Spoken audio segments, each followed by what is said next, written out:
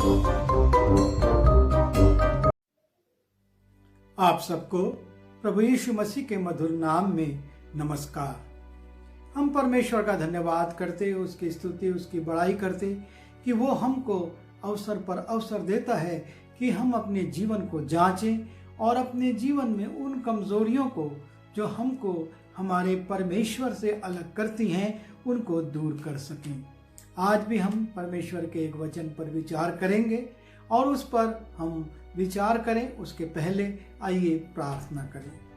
प्रभु जी, हमारी सहायता कीजिए कि हम आपके वचन को अच्छी तौर से सीख सकें, समझ सकें और उस पर चल भी सकें। जितने लोग इसको सुनते हैं उनको आशीष दीजिए और मुझको बोलने के लिए पवित्र आत्मा की सामर्थ दीजिए। बिनती यीशु मसीह के नाम से मांगता हूँ, आमीन।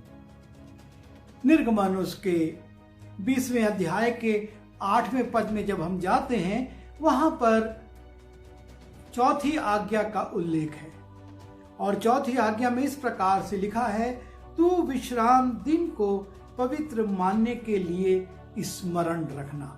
परमेश्वर ने इस्राएलियों को मूसा के माध्यम से जो 10 आज्ञाएं दी थी उसमें से 4 प्रथम आज्ञाएं परमेश्वर से संबंधित थी और उसमें चौथी आज्ञा थी कि तू विश्रामवार के दिन को पवित्र मानने के लिए स्मरण रखना। और परमेश्वर ये चाहता है कि हम परमेश्वर ने जिस प्रकार से 6 दिन काम किया और 7वें दिन विश्राम किया, हम भी अपने जीवन में उस विश्रामवार को स्मरण रखें और उसको पवित्र मानें। और जब हम इस आज्ञा में जाते हैं तो हम यशाया उसके 58वें अध्याय यशाया 58 में हम देखते हैं कि यशाया इस एक आज्ञा के लिए 3 आशीषों का उल्लेख करता है। जब हम यशाया उसके 58 के 13 और 14 पद में जाते हैं तो 13 पद में विश्रामवार किस प्रकार से हमको मानना है, किस प्रकार से वो हमारे जीवन में पवित्र रहे, उसका उल्लेख है। और 14वें पद में यशाया लिखता है कि यहोवा जब हम विश्रामवार के दिन को पवित्र मानते हैं तो 3 आशीषें आपको और मुझको देना चाहता है। और उसमें जब हम 14वां पद देखते हैं, पहली आज्ञा है, तू यहोवा के कारण सुखी होगा। परमेश्वर चाहता है कि आप और मैं सुखी रहें, हमारे जीवन में सुख और शांति आए और उसके लिए आवश्यक ये है कि हम विश्रामवार के दिन को पवित्र मानें। यदि हम विश्रामवार के दिन को पवित्र मानेंगे तो लिखा है, तू यहोवा के कारण सुखी होगा। इस संसार में हर मनुष्य सुख की तलाश में है। वो चाहता है कि उसका जीवन सुखमय हो और उसके लिए वो नाना प्रकार का परिश्रम करता, रात और दिन मेहनत करता।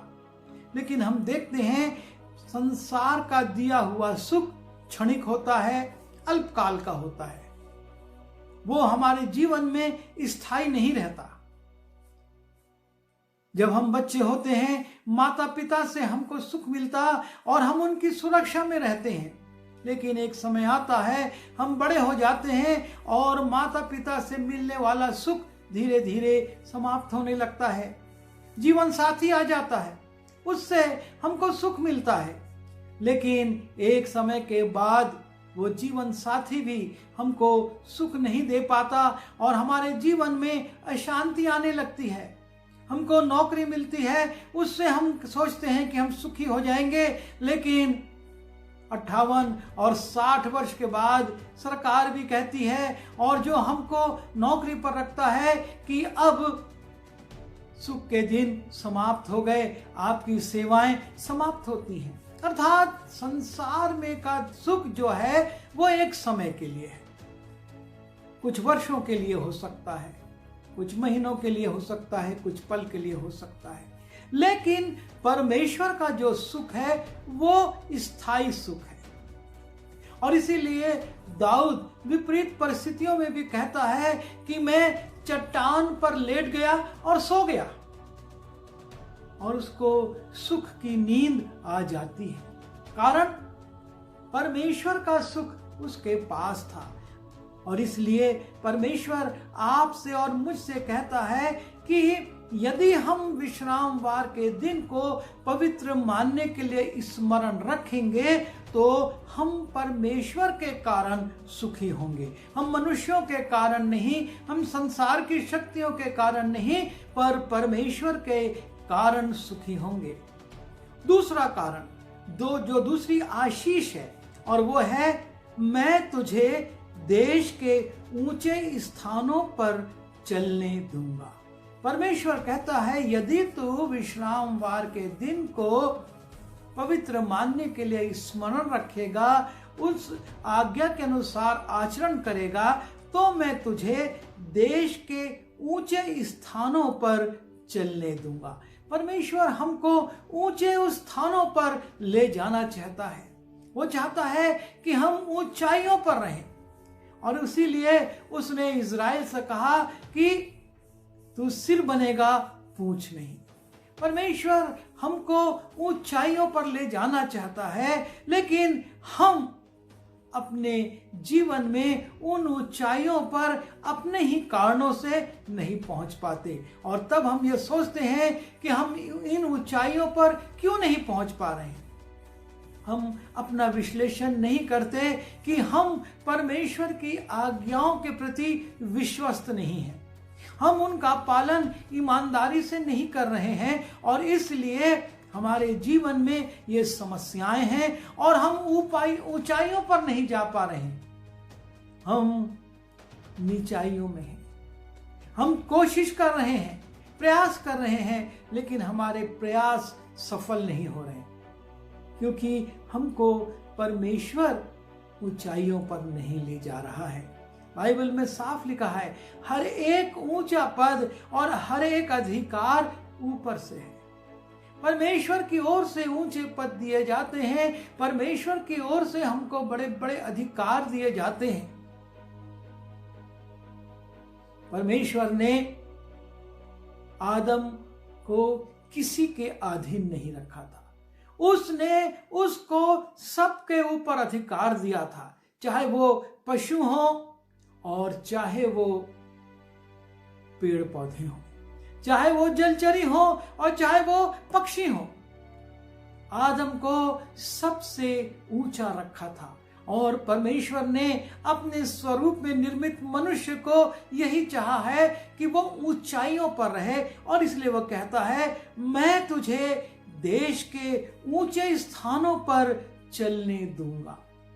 अर्थात कोई एक शक्ति है जो कि हमको ऊंचे स्थानों पर चलने नहीं देती और वो शक्ति है परमेश्वर ही। यदि परमेश्वर हमको ऊंचाइयों पर नहीं चलने देगा तो हम नहीं चल सकते। हम अपनी कोशिश से बहुत कुछ कर सकते हैं लेकिन उस ऊंचाइयों पर नहीं जा सकते। तीसरी आशीष जो है और वो है, मैं तेरे मूल पुरुष याकूब के भाग की उपज में से तुझे खिलाऊंगा।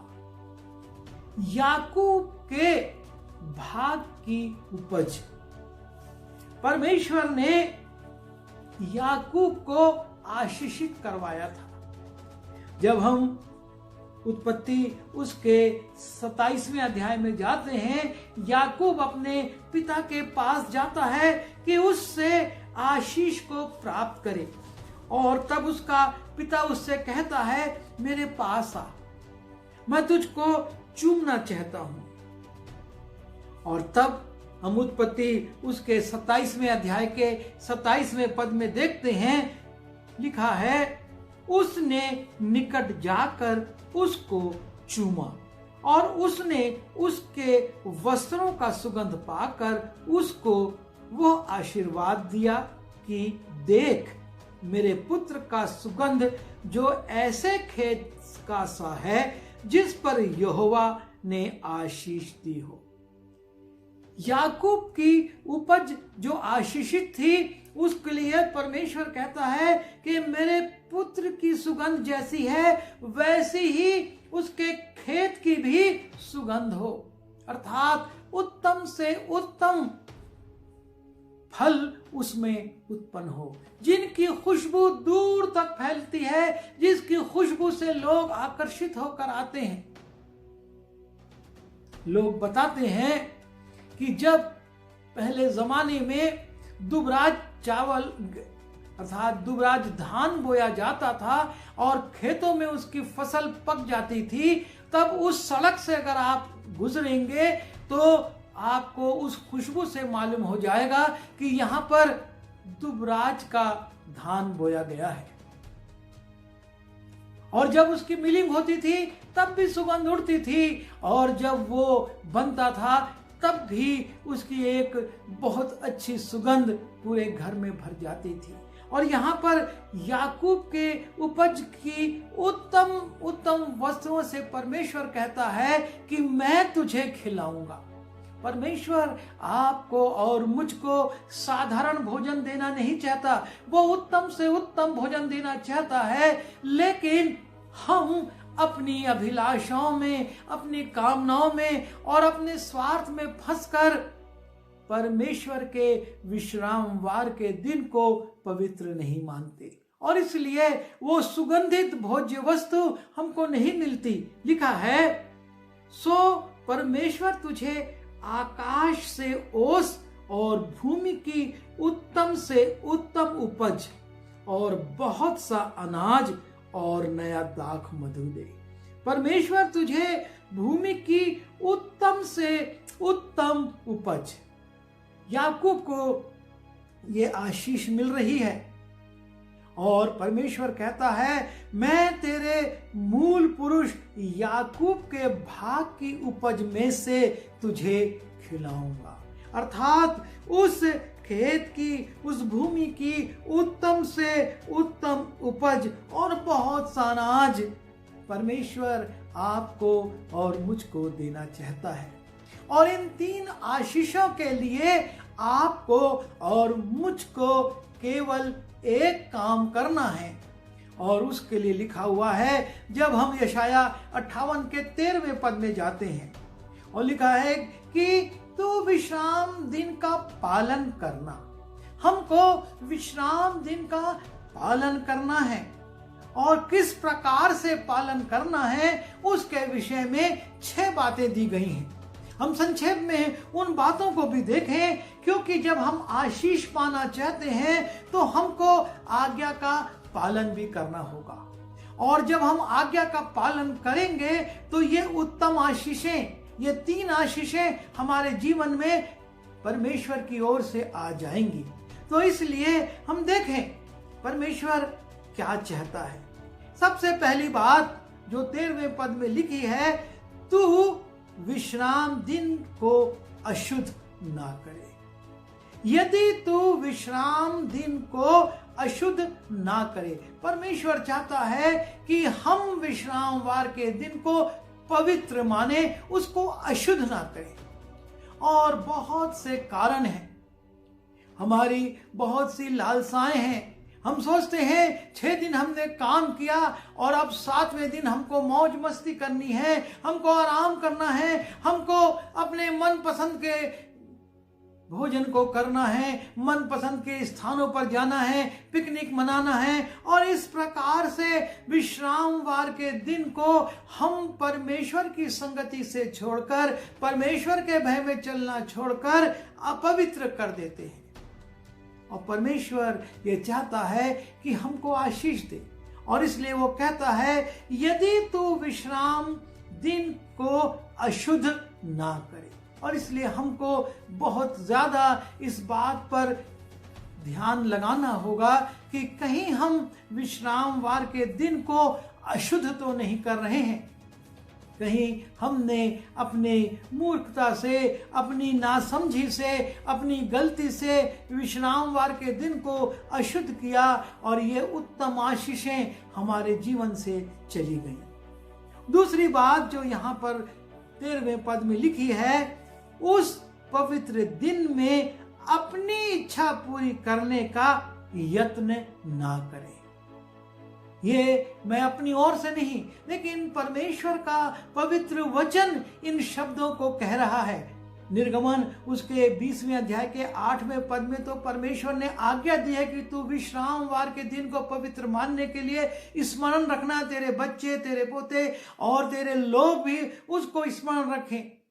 लेकिन यशाया उसके 58वें अध्याय के 13वें पद में यशाया उसका विश्लेषण करता है कि किस प्रकार से विश्रामवार के दिन को पवित्र रखना है। उस पवित्र दिन में अपनी इच्छा पूरी करने का यत्न ना करें। हम ये सोचते हैं कि 6 दिन तो हमने चाकरी करी, हमने अपनी संस्था के इच्छा के अनुसार, अपने अधिकारियों के इच्छा के अनुसार काम किया और सुबह से शाम तक हम व्यस्त रहे और अपनी मर्जी से हम नहीं जी सके और इसलिए ये 7वां दिन है जबकि हम आज अपनी इच्छा को पूरा करेंगे, हम अपनी मर्जी को पूरा करेंगे। लेकिन हम भूल जाते हैं कि हमने रोजी के लिए 6 दिन अपने अधिकारियों की मर्जी को पूरा किया और आशीष के लिए हमको 7वें दिन अपने परमेश्वर की मर्जी को पूरा करना है।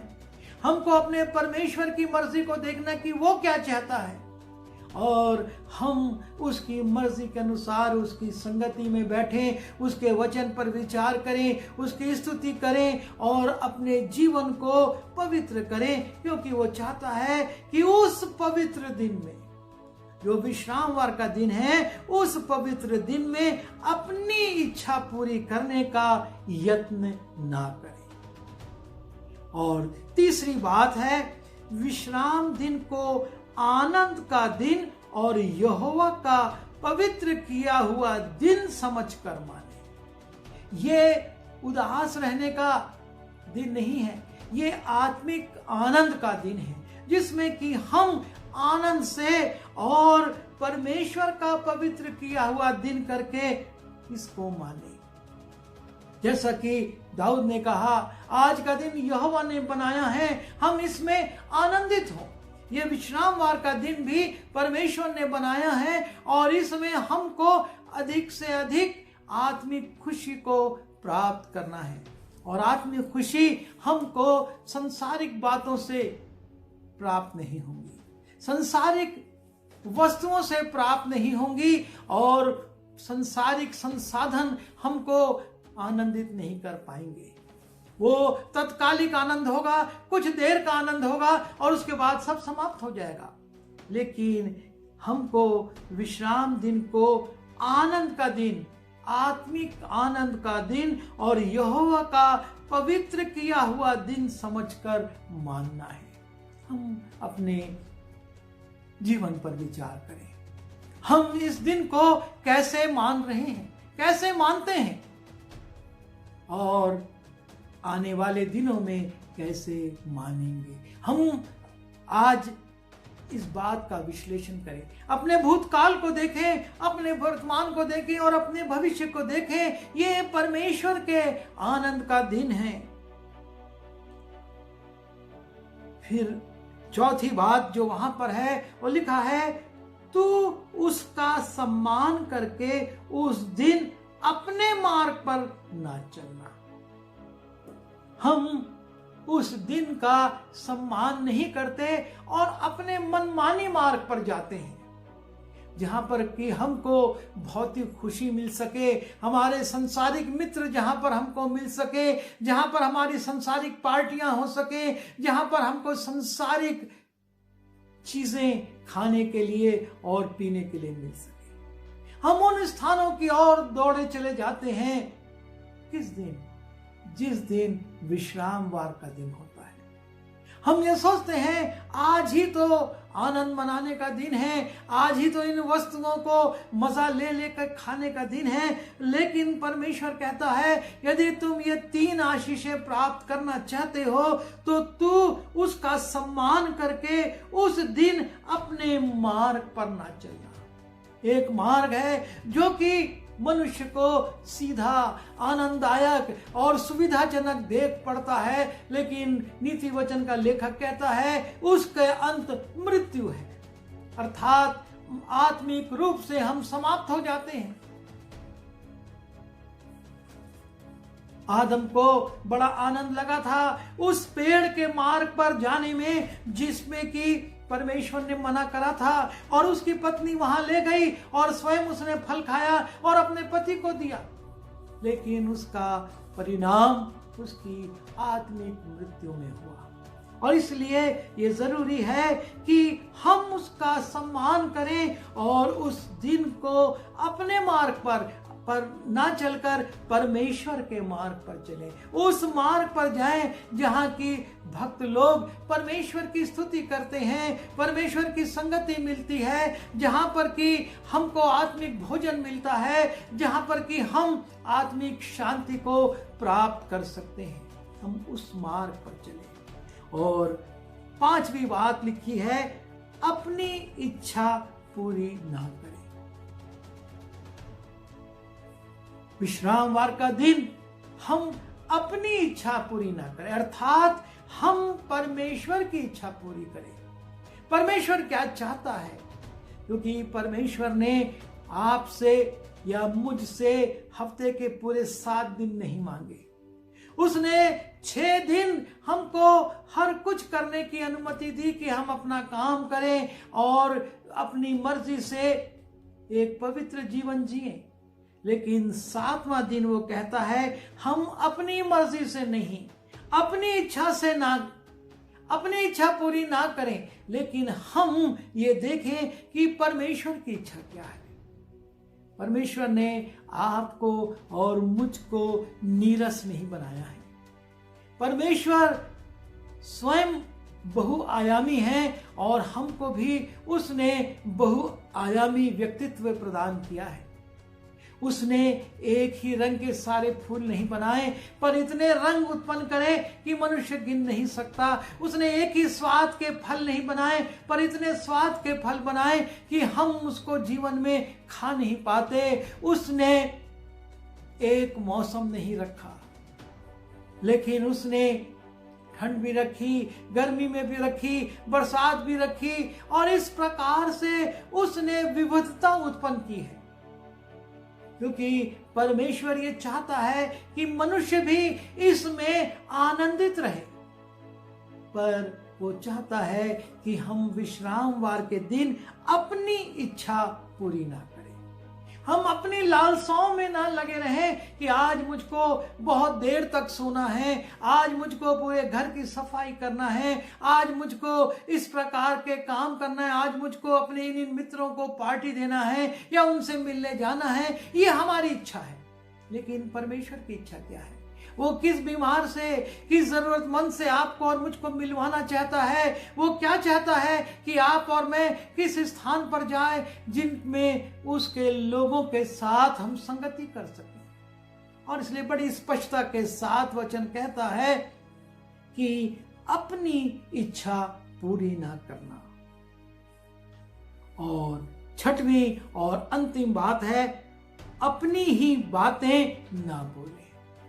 हम अपनी ही बकबक ना करते रहे, अपनी ही बातें ना बोले, लेकिन परमेश्वर की बात को भी सुने।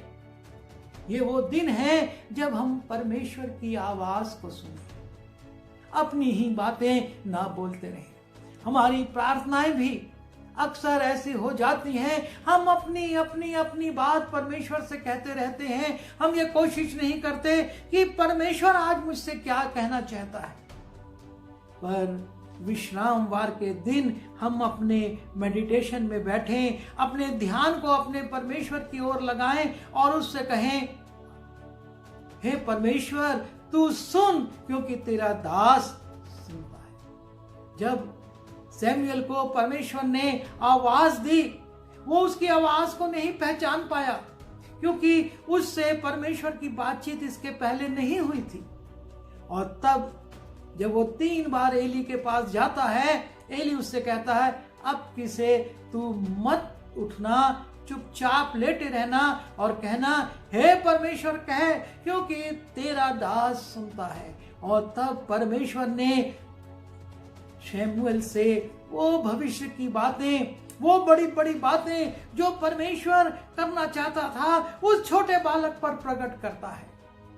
परमेश्वर ये चाहता है कि हम विश्रामवार के दिन अपनी ही बातें ना बोलें, लेकिन परमेश्वर की भी सुने। परमेश्वर भी आपसे और मुझसे कुछ कहना चाहता है।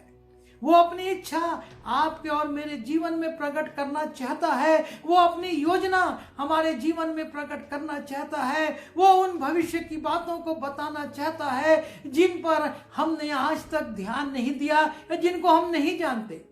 शमूएल उन बातों को नहीं जानता था, पर परमेश्वर ने उसके पास आया और शमूएल खुद चुप है, परमेश्वर बोल रहा है और परमेश्वर उससे कहता है, सुन, मैं एली के घराने के साथ, एली के बच्चों के साथ क्या करने वाला हूं। परमेश्वर आपसे और मुझसे कुछ बोलना चाहता है, कुछ बताना चाहता है, अपनी योजना प्रकट करना चाहता है, पर तब जबकि हम उसकी आवाज सुनने के लिए अपने ध्यान को लगाएं। और इसलिए कहता है कि विश्रामवार के दिन अपनी ही बातें ना बोलना।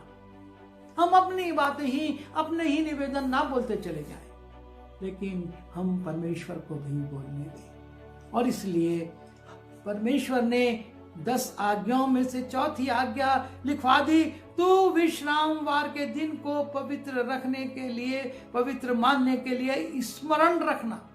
और यशाया उसका विश्लेषण कर देता है कि इस प्रकार से हमको उस विश्रामवार के दिन का पालन करना है। कौन सी बातें हमारे जीवन में होना जरूरी है ताकि हम यहोवा के कारण सुखी हों। वो आपको और मुझको सुखी देखना चाहता है, इसलिए चाहता है कि हम विश्रामवार के दिन को पवित्र मानने के लिए स्मरण रखें। वो आपको और मुझको देश में ऊंचाइयों पर ले चलना चाहता है, वो वहां चलाना चाहता है, पर हम अपनी व्यस्तता में, अपने कामों में इतने ज्यादा व्यस्त हो जाते कि परमेश्वर की आज्ञा का पालन नहीं करते और ऊंचाइयों पर नहीं चल पाते। और वो हमको याकूब के भाग की उत्तम उत्तम उपज से तृप्त करना चाहता है, हमको उत्तम उत्तम वस्तुओं से तृप्त करना चाहता है। लेकिन हम अपनी शरीर की अभिलाषाओं में कि हम इस दिन, विश्रामवार के दिन इस प्रकार का भोजन करेंगे, इस प्रकार के संसारिक भोजन को लेंगे, उसमें लग जाते हैं और उसके लिए परिश्रम करते और उसमें अपना समय खर्च करते हैं। और परमेश्वर के उत्तम भोजन से, जिसमें सुगंध है, जिसमें स्वाद है, जिसमें बल है, जिसमें शक्ति है और जिसमें हमारे लिए अनंत जीवन में प्रवेश करने की सामर्थ है, उस भोजन से हम महरूम रह जाते हैं। हम उस भोजन को नहीं प्राप्त कर पाते हैं। कारण सिर्फ एक है, क्योंकि हम विश्रामवार के दिन को पवित्र मानने के लिए स्मरण नहीं रखते और अपने संसारिक भोजन में और कार्यों में लगे रहते हैं। प्रभु हमारी सहायता करे कि हम विश्रामवार के दिन को पवित्र माने और ये उत्तम आशीषें अपने जीवन में प्राप्त कर सकें। आइए दुआ करें। प्रभु जी, हम आपके चरणों पर आते हैं। सच में प्रभु जी, हम कई बार अपनी संसारिक व्यस्तताओं के कारण, संसारिक अभिलाषाओं के कारण आपके दिन को पवित्र नहीं मान पाते हैं और उसको स्मरण नहीं रखते हैं। आप हमको क्षमा कीजिए। और जब हमने विस्तार से प्रभु जी यशाया के माध्यम से इस पर विचार किया है, इसको जाना है, हम इसका को से अनजान ना रहें, लेकिन इसका पालन करें और आपकी आशीष प्राप्त कर सकें। हम सबों को इसका पालन करने के लिए शक्ति दीजिए। विनती यीशु के नाम से मांगता हूँ, आमीन।